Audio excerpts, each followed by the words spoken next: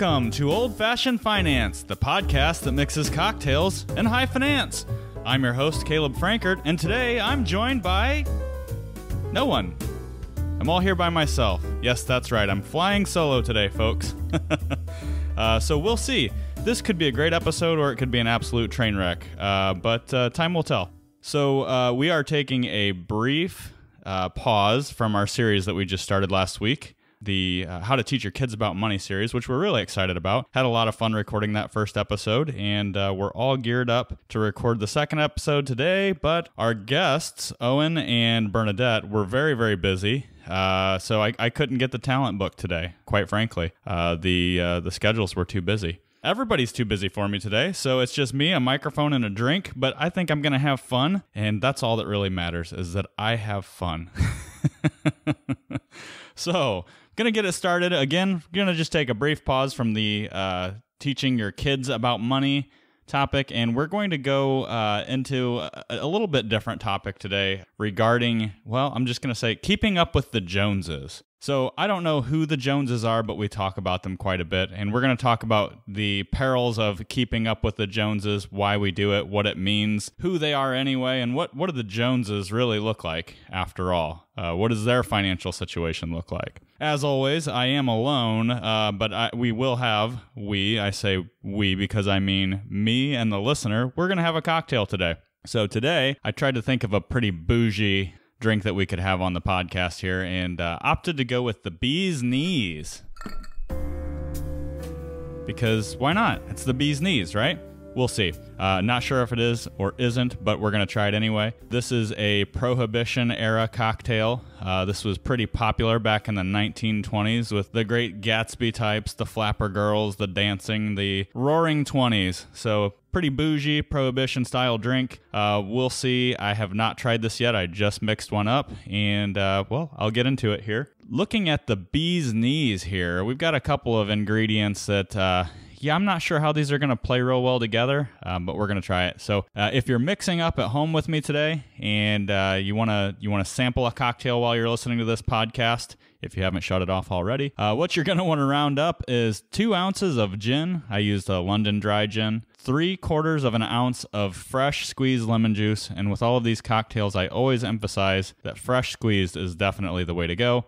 You can get the sweetened prepackaged stuff. It just is not the same. So fresh squeezed lemon juice and 1/2 ounce of honey syrup. Okay, so this is a pretty simple drink. This has a couple more steps than what most of our cocktails on the show have. But honey syrup, don't turn it off and write this one off yet. This one's pretty easy to make. So all it requires is really making a simple syrup of your own. In any of these episodes, when we talk about simple syrup as an ingredient, you can make that at home. You can buy it, and it's very convenient. But really, it's just sugar and water. So to make the honey syrup, all I did is and this is making plenty, way more than I needed for the drink, but I took 1/2 cup of honey, raw honey, 1/2 cup of water, and I boiled those together, stirred it up until it was a nice consistency, poured it out into a airtight container, put it in the refrigerator for a few hours, and there you have your honey syrup. So the consistency stays really well for a week or so, so you can go back. If you like this drink, you can make some more of them. Like any simple syrup, pretty easy to make. We're just adding another step, boiling the honey with the water. So if you want to make a regular simple syrup at home, all you need to do is equal parts sugar, granulated sugar, and water. Boil it. There you've got your simple syrup. Now, we could go down a really fun road and get into different types of syrups. I've seen for a lot, especially holiday cocktails, there's like cranberry syrups and raspberry syrups and things like that. I haven't totally ventured out into that realm. One that I have tried is a mint syrup, which was really good and actually makes for a really quick mint julep if you like mint julep, or even mojitos, drinks that call for mint. Maybe you don't have mint on hand. It's nice to have some of the mint syrup ready to go. All that being said, moving on to the drink, let's see how it tastes. So I'm going to move in for a drink here, and I'm going to air cheers no one. You know what? This is not bad. 3/4 of an ounce of lemon juice, that scares me a little bit. I'm not really big on lemon juice in cocktails for the most part. Not a big whiskey sour fan. The lemony sour drinks I'm not usually real keen on, but this is pretty good. The honey syrup actually really balances that out quite a bit. I'm going to take another sip because the gin is not really sticking out a whole heck of a lot. Yeah, this is a pretty good one for a really hot day, which it is here in Ohio right now. I think the high today is 95 degrees. So yeah, a pretty good one for sitting out on the porch and enjoying a nice warm day. I could tell you that these will probably go down pretty quick, so be careful. But yeah, the bee's knees. Is it the bee's knees? I think it's all right. I wouldn't go as far as saying it's the bee's knees. It's not the cat's pajamas, but it's a pretty good drink, actually, and pretty simple to make. And I think that the honey syrup actually really makes it more interesting. You know, if you were to do this with just regular simple syrup, I don't think I would be game for that really, but this is not bad at all. The honey adds a nice little extra sweetness to it and balances out the lemon juice pretty well. So pretty good. Not bad in general. Yeah, I could see making a few more of those. So I've got some honey syrup to use up. I'll probably make a few more. All right, so getting into the finance topic today of keeping up with the Joneses. This is a fun one, and we've talked about actually doing this one quite a few times and never gotten around to it, so I thought, this might be a good one for me to rant on. Maybe this is just going to turn into what grinds my gears. I don't know. I hope not.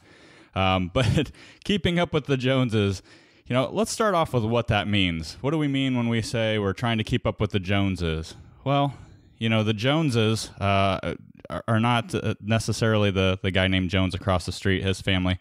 But it's just kind of keeping up with what we think is successful in America. What we think, the family that's got it all together, that's doing things right. They're successful. They're making money. They've got it all put together, right? So the Joneses, love them, hate them, keeping up with them. I don't know. What does it mean? Really, I think it's trying to keep up appearances of success and, without saying superficially, it's kind of an outward appearance, really. So why do we do it? I think it's, when we talk about keeping up with the Joneses and why we do that, really, a lot of it comes down to, superficial things. So at our base level, we want to be liked by individuals. We want to be accepted by individuals. And we do this in a lot of different ways. We want to share something in common with other folks, especially other folks who we would consider to be successful. We all want to be liked and accepted, so we want to keep up. We want to have nice things. We want to have the nice things and experiences that other people have. And social media is a prime example of this. If you spend any time on social media, you probably realize that that's a good place for people to show off all the cool things that they get to do, all the cool stuff that they have that you maybe don't have. Now, social media only shows one side of it. It's the appearances. So, realistically, are those people happy because of the stuff that they have or the experiences that they're having or the food that they're eating? Well, you never really know. Social media is pretty shallow. Not that we don't use it. We all use it. You may have found our show because of social media. So in that case, it can be a good tool. But social media is a prime example of people trying to keep up with the Joneses and keep up appearances. If we can keep up, we feel like we're succeeding. These are kind of some of the root causes, some of the reasons that we try to keep up with the Joneses or we try to keep up appearances. If we feel like we can keep up with everybody, we're doing something right. You see other people doing things like buying new cars, taking fancy vacations, eating at all the best restaurants. You start to wonder if you're not enjoying some of those things if you're doing something wrong. And other things that spark that too. I think about advertising and the ease of online shopping and things like that. Everything that we want is at our fingertips with free 2-day shipping. I think 2-day shipping is back. It wasn't there during the pandemic. It's very easy to get a hold of things that we feel like we want right now. One of the reasons I think that we really end up getting caught in this trap, and it can be a trap. Well, I guess I'll get into that a little bit later, the trap, how we end up in the trap and really how to combat it. So I'll get into that in a minute. But let's talk about who the Joneses are exactly. Who is it that we're trying to keep up with exactly? Well, generally it's not a certain person. It's an appearance, or it might be that celebrity or that role model that we want to be like. But generally it's a concept. Okay. So let's talk about the average American. Okay. And we're going to talk about their average income, the average net worth, the average debt. And then we're going to really look and see, is it worth keeping up with the Joneses? Who are the Joneses anyway? And at the end of the day, are the Joneses broke? Do we really want to be in that situation to keep up appearances? it can come at a high price just to maintain an image. Getting into average income, and I cited a couple sources. I like stats, and I'm the only one on this podcast today, so darn it, we're going to do stats. So average income, I kind of broke this up in different age groups, and this is from smartasset.com, average income by age. From age 25 to 34, by the way, before 25, it varies quite a bit, but let's say you've graduated from school, you've settled into your first big kid job. Between the ages of 25 and 34 in the United States, the average income per individual is $49,920.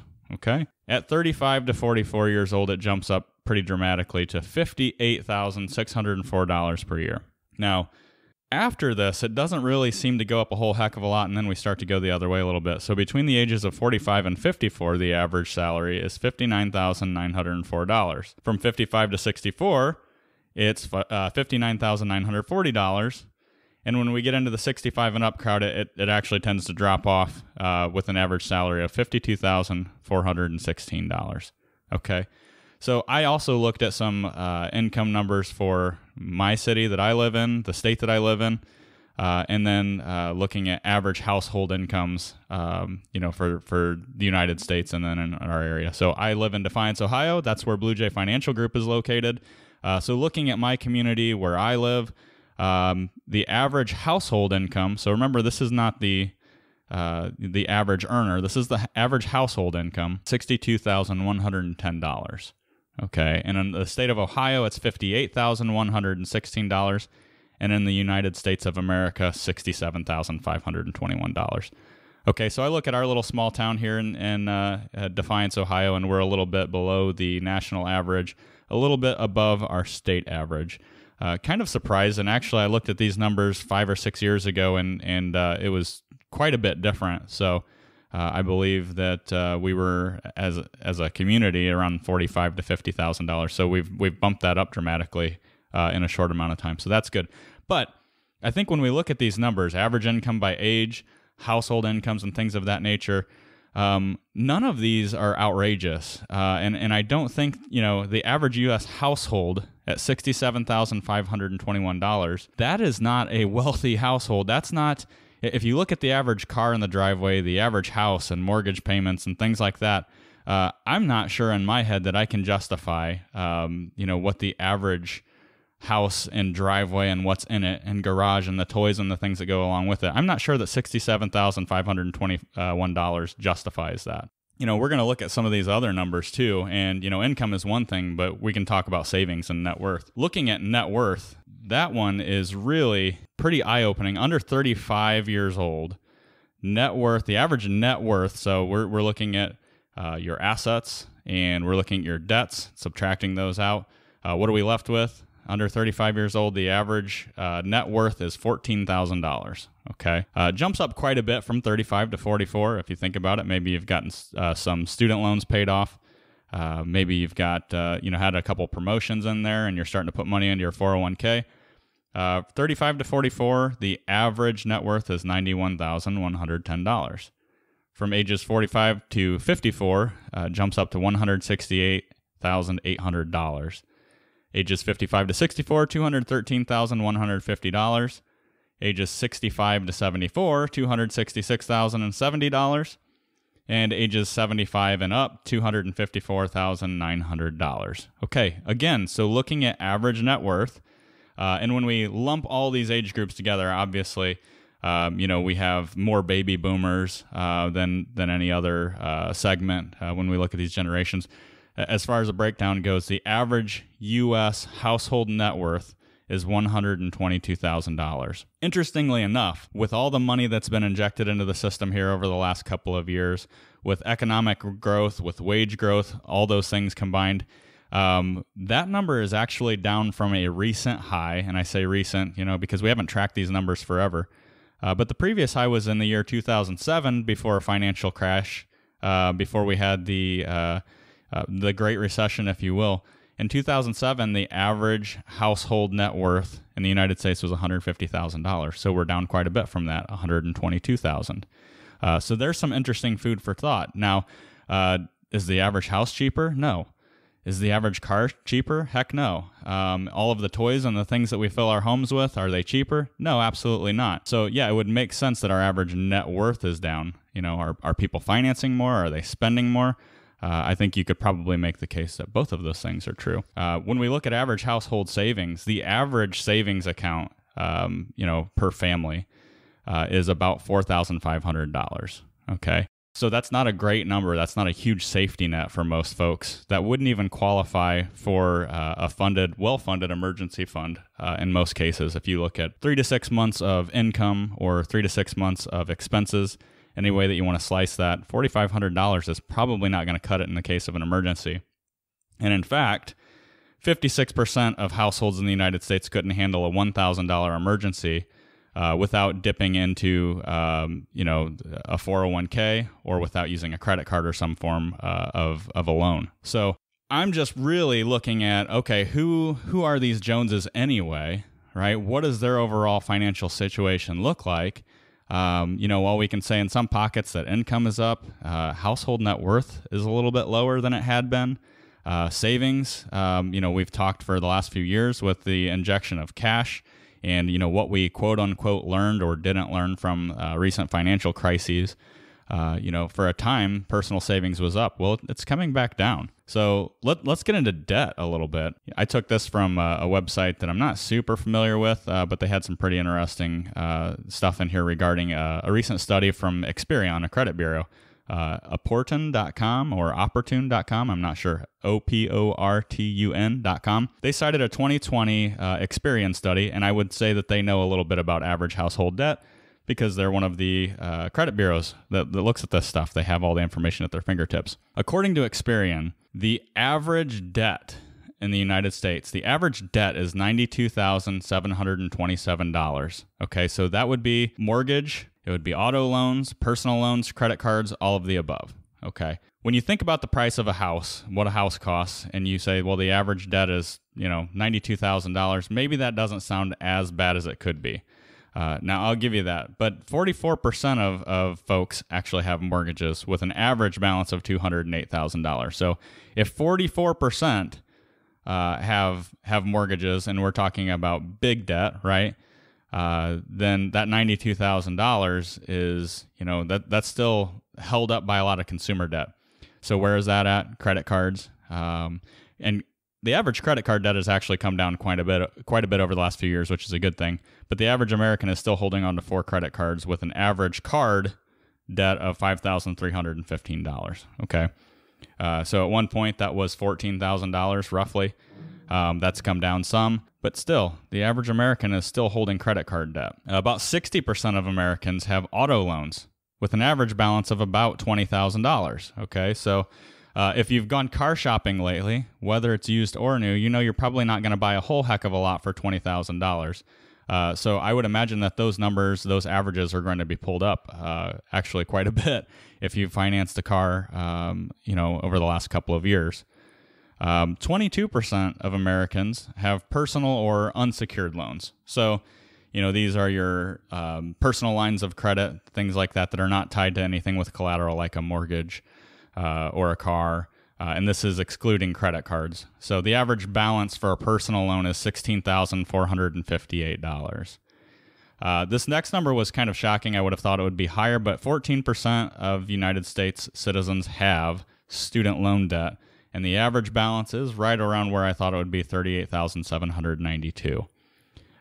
So remember, this encompasses a pretty big group of folks, people who are just graduating and also people who are getting close to paying things off. So 14% of Americans with student loans, average balance of $38,792. These are the Joneses, folks. So debt by generations. I like to look at the generations a little bit too, and look at where my generation falls. I fall into the millennials category, even though I don't technically or typically claim to be in that category. I know there's a stigma that's attached to that, fair or unfair. But looking at Gen Z, so this is the 18 to 23-year-olds, average debt is $16,000. Millennials, so from ages 24 to 39, the average debt is $87,448. Yay, millennials pulling down the average. Generation X, so ages 40 to 55, average debt of $140,643. Now the baby boomers, ages 56 to 74, average debt of $97,290. And then the silent generation, as they call them, 75 years and older, with an average debt of $41,281. Now, the average 75-year-old is retired, so if that tells you anything, people are retiring with debt and maintaining debt through retirement, which if you've listened to this show in the past, you know that that's something that we're not typically a big fan of. So these are the Joneses, folks. This is what we're all trying to aspire to be, the average American or above. We just want to keep up, right? Well, I can tell you that personally, I hear some of these numbers. I look at the income, I look at the net worth numbers, and I think, even driving around in my little town here, I go, how in the world is it that people afford things like they do? How can you afford 3 new cars in the driveway? I know where you work. I have an idea of how much money you make. Did you inherit some money? Is this generational wealth?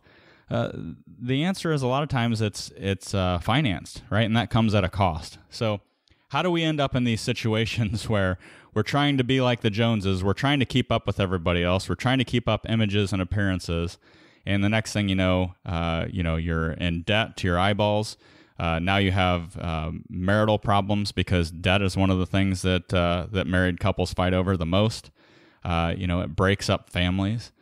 So how do we end up here? Well, we have a culture of instant gratification. And, going back to things like social media and advertising, we're told we need these things and we need them now. And because we can get anything with 2-day shipping, well, we can get it right now with our credit card. So it's easier to rack up debt. It's easier to spend money than it ever has before. And no matter where you go, you can't get away from it. You open up your phone to look at a text and there's an advertisement. There's always something there telling you need this. If you want to keep up, you need this. So I think instant gratification, especially with some of the younger generations, this is not the "Hey kids, get off my lawn" episode where I'm just gonna gripe about everything that I don't agree with. But the idea of working for something and delaying gratification, it's just an odd philosophy for some of the younger generations. Why would you wait? Why would you deprive yourself when you can have something now? So instant gratification is a big reason. Then there's another one that's a little bit more gradual, and I call this, I don't call it because I didn't term this, so I can't take credit, but lifestyle creep. As you get older, as you make a little bit more money, you tend to spend a little bit more money, right? And when you're starting out, if you're doing things responsibly, you're probably pinching pennies, you're budgeting like crazy, you're probably keeping a much closer eye on your finances. And then you get a little bit of breathing room. Most of us can remember living paycheck to paycheck, and it's not fun. And when you get past that point where maybe you're not living paycheck to paycheck anymore, maybe it's month to month, or maybe it's year to year, you start to loosen the belt a little bit. And quite honestly, you feel like you've worked for it, you've earned it. You don't want to have to think about every penny that you're spending. But it's very, very easy, to fall victim to the lifestyle creep. So when you get raises and things like that, you're adjusting to a new lifestyle, and that becomes the new anchor. So you establish a new lifestyle, and that becomes the baseline, and that's what you expect.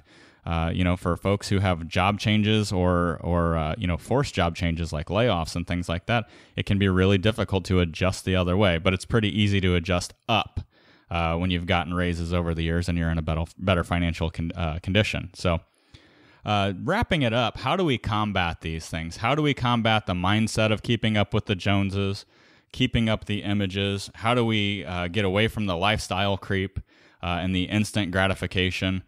Well, I don't have anything that's groundbreaking today. And if you've ever listened to this podcast, you probably realize we never say anything groundbreaking. Most of the time, it's the answers that we already know, and it involves a lot of discipline. But budgeting is huge. So we always go back to budgeting. And budgeting in general, this is for people who don't have a lot of money, that are trying to make ends meet from a week-to-week basis. This is for people who are not worried about money. Don't need to be worried about money. Budgeting is something that you do at every step of the way. Millionaire's budget. Everybody that has been a success financially has probably budgeted start to finish. Now, I understand there's folks who maybe catch on a little bit later and they start implementing, but yeah, budgeting is a habit that doesn't go away. So there's a way to get away from the lifestyle creep. So raises are something that if you do a good job, hopefully you'll have a lot of raises to deal with along the way. In my opinion, assigning these raises is really, really important. So giving that extra money a name rather than setting it in the checking account and spending it, going out to eat a couple extra times a week. You got to think about things like, okay, am I going to increase my retirement savings? Am I going to increase my kids' college savings? Am I going to pay down debt quicker with this raise? The idea is learning to live within your means, and when you get raises, you don't really change your lifestyle until you're in a position where you can, when you don't have debt and when you've gotten through a lot of these steps. People like Dave Ramsey have done a really great job in educating people with basic common sense stuff. He would say the same thing. Make sure that every dollar has a name and has a purpose, because when you don't, that's when you fall victim to the lifestyle creep. That's when spending on vacations gets out of control, and maybe the next car that you buy is a little over budget, and you get used to a new lifestyle, and the next thing you know, life throws you a curveball. You can't handle $1,000 emergency, and where do you go? So speaking of Dave Ramsey, this is one of the things that I kind of take away from his teaching. While I don't always agree with everything that he says, most of it is just darn good common sense. One of the ways that you can combat keeping up with the Joneses is just not caring about what people think. Be weird and lean into that. People notice when you're successful and you're not buying a lake house and a boat and this and that and the other thing every time you get a raise. People notice that, and they're going to ask you why. It's weird. It seems odd. It's not the standard here in the United States. But I'm going to tell you, if you want to hit your goals, be weird and lean into it and prioritize those goals over things, because things are not going to bring you happiness. And ultimately, I've always been able to be really flexible, and people that I know as well that have been successful in their careers are people who pursue what they want to do and things that they're passionate about. And they've been able to do that because they've prioritized their financial flexibility over things. All right. Well, that was a lot of talking for just little old me. So hopefully you enjoyed the episode. And if you didn't, why are you still listening? Turn it off, and we'll see you next week. But thanks for having a drink with me this week, folks. It is time to close out that tab. If you have a question or a topic you want addressed on the Old Fashioned Finance Podcast, be sure to email us at podcast@bluejfg.com. We'd love to hear from you. Don't forget to share the show with someone you love or just someone who needs a little money muddling themselves. You can stay up to date with the latest action by following us on Facebook. Old Fashioned Finance is brought to you by Blue Jay Financial Group. That's bluejfg.com, and produced by Podastery Studios. I've been your host, Caleb Frankert. Cheers.